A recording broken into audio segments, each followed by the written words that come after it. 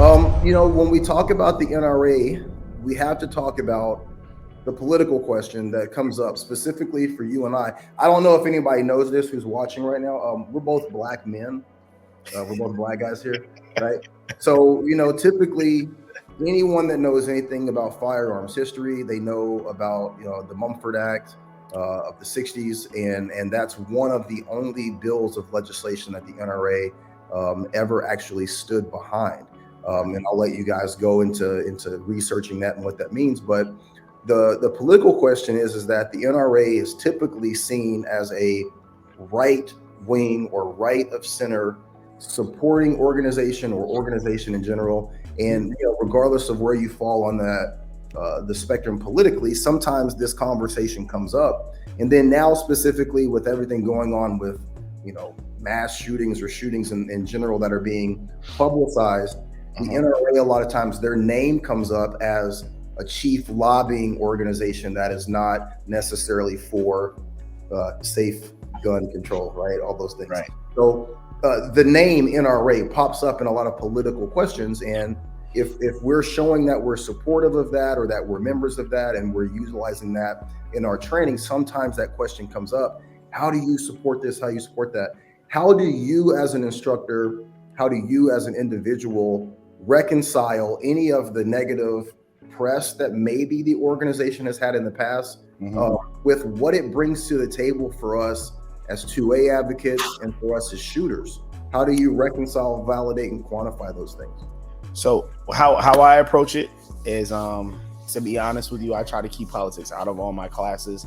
If we're talking one-on-one, that's different. But if it's like a class, I try to cut those conversations as short as possible. And how I deal with it is I literally say, especially when black people are like, "Oh man, how could you be a part of the NRA?"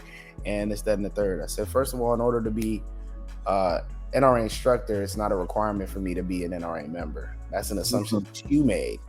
I always say that, and then I also say, any organization that supports your Second Amendment right is going to be considered far right or right of center. Yeah. So to me, it's just like, that's my belief and that's who I am. You know what I mean? As far as like the USCCA, it's the same thing.